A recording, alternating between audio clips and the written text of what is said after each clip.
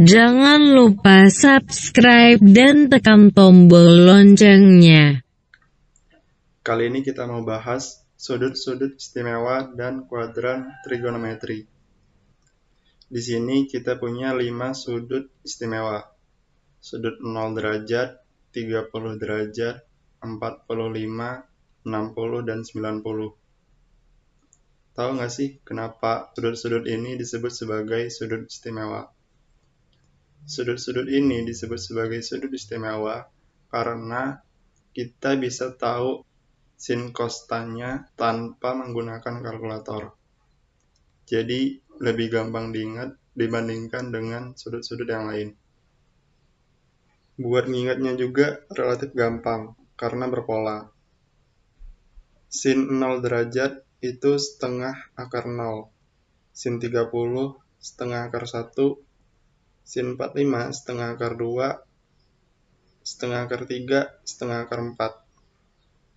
Kita cukup ingat sin 0 itu adalah setengah akar 0. Sisanya bisa ngikutin.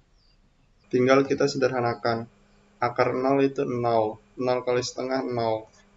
Terus sin 30, akar 1 itu 1. Setengah kali 1, setengah. Akar 2 tetap. Akar 3 tetap. Akar 4 itu 2. 2 kali setengah 1. Untuk cos itu kebalikan dari sin. Jadi kalau sin tadi mulai dari 0 terus terakhirnya 1, kalau cos mulai dari 1 terakhirnya 0. 1 kita taruh di sini, terus di sini setengah akar 3, setengah akar 2 turun, setengah kita taruh di sini, terus terakhir 0.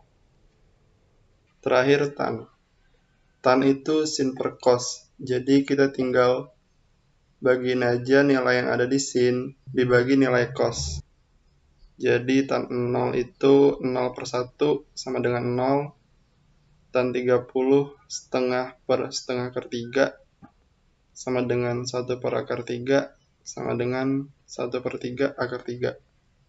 Tan 45 setengah akar 2 per setengah akar 2 sama dengan 1.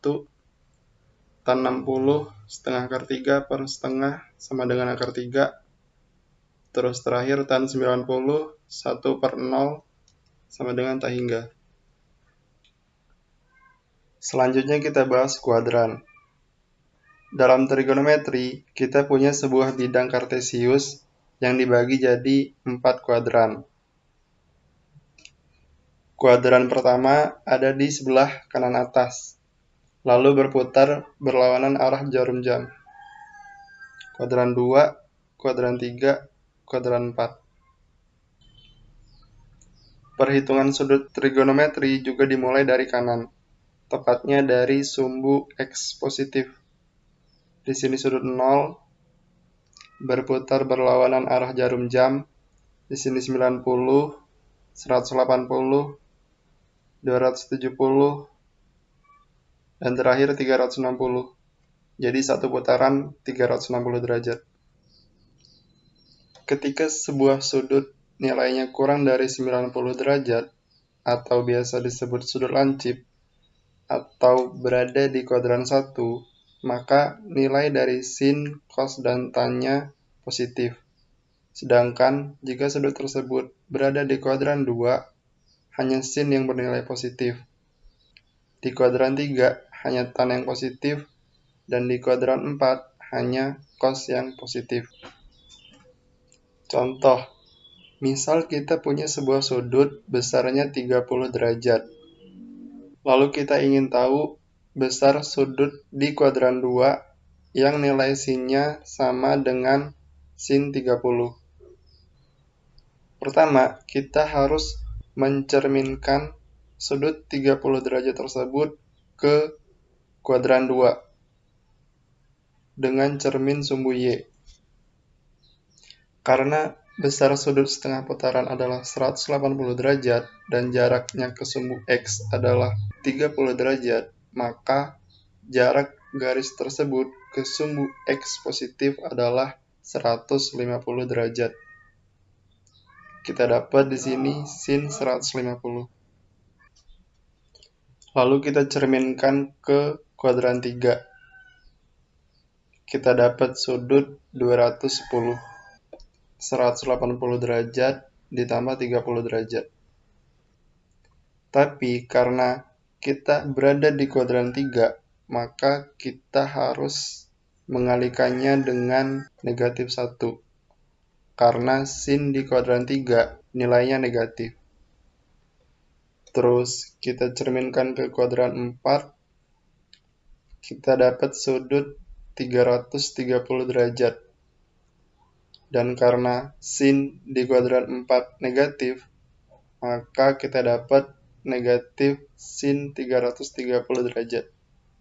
Jadi sin 30 sama dengan sin 150 sama dengan min sin 210 sama dengan min sin 330. Kalau masih bingung, kita coba yang cos. Cos 30 sama dengan min cos 150. Kenapa 150? Karena setelah dicerminkan ke kuadran 2, jarak garis ke sumbu X positif adalah 150 derajat. Terus, kenapa minus? Karena cos di kuadran 2 nilainya negatif. Sama dengan minus cos 210 sama dengan cos 330.